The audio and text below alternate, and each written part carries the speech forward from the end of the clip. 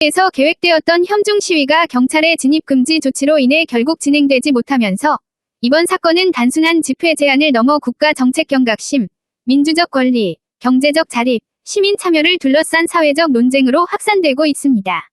시위 참가자들은 최근 정부가 중국과의 경제적 협력에서 지나치게 우호적인 정책을 추진하고 있다는 점을 근거로 대한민국이 향후 제2위 홍콩이 될 가능성을 경계하며 시민들에게 경각심을 환기하고자 했습니다.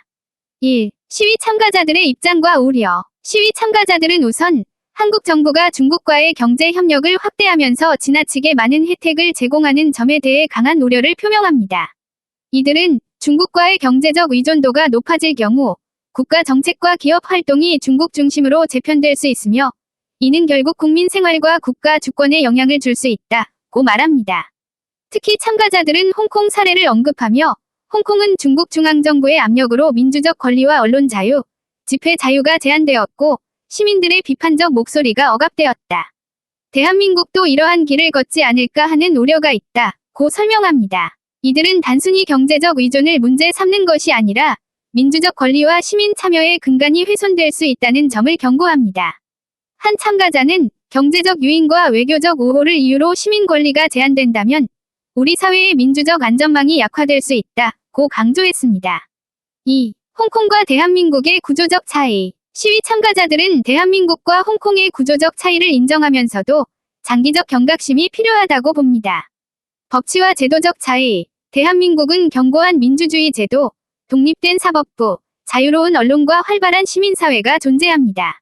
즉각적 위험성 낮음.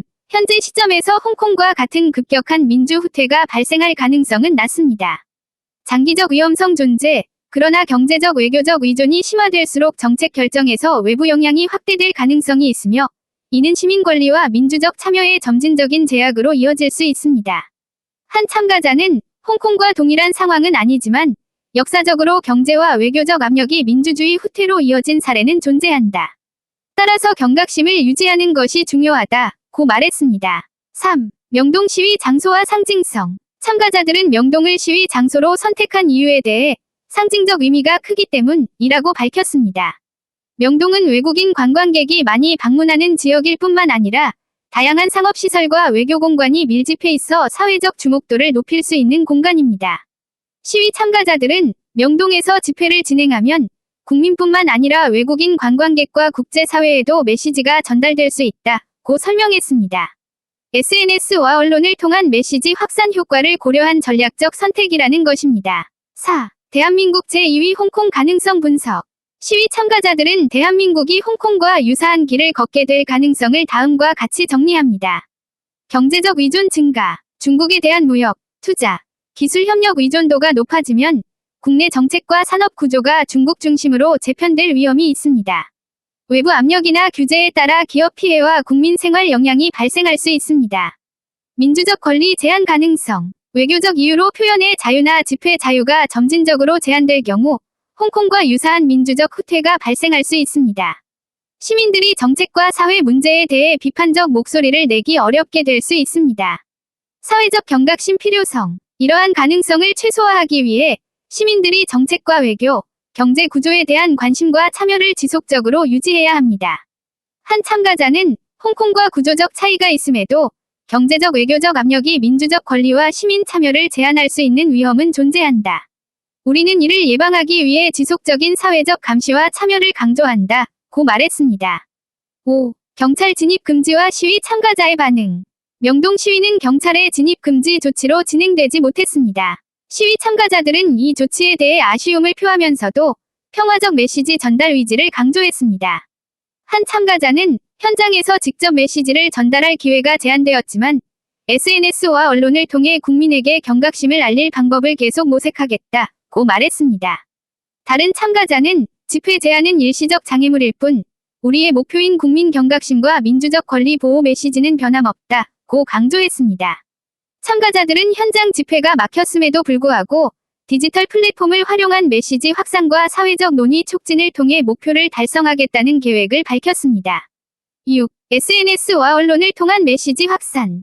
시위 참가자들은 명동 현장 시위 외에도 SNS와 온라인 커뮤니티를 활용하여 메시지를 확산하고 있습니다.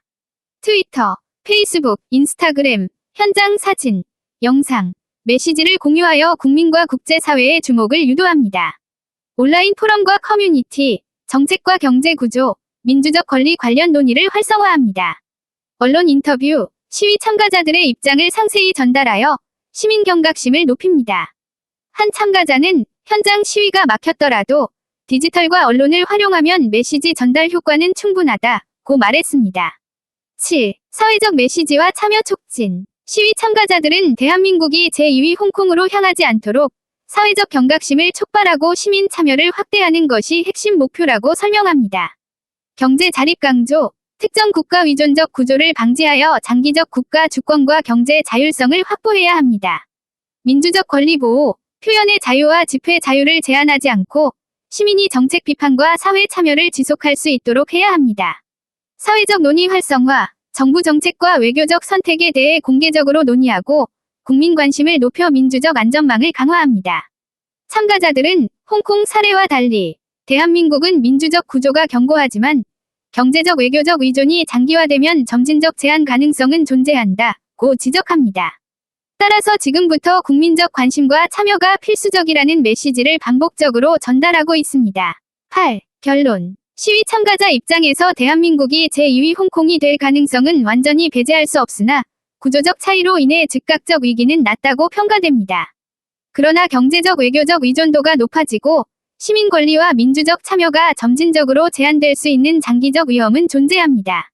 시위 참가자들은 이번 집회를 통해 다음과 같은 사회적 의미를 강조합니다. 국민들에게 경제적 자립과 정책 경각심의 중요성을 알림.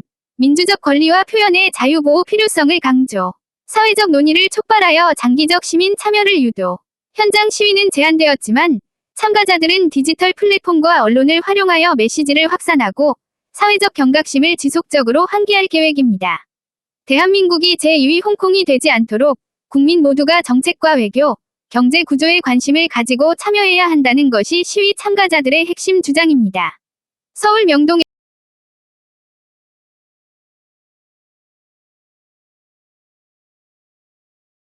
에서 계획되었던 현중 시위가 경찰의 진입 금지 조치로 인해 결국 진행되지 못하면서 이번 사건은 단순한 집회 제한을 넘어 국가 정책 경각심, 민주적 권리, 경제적 자립, 시민 참여를 둘러싼 사회적 논쟁으로 확산되고 있습니다.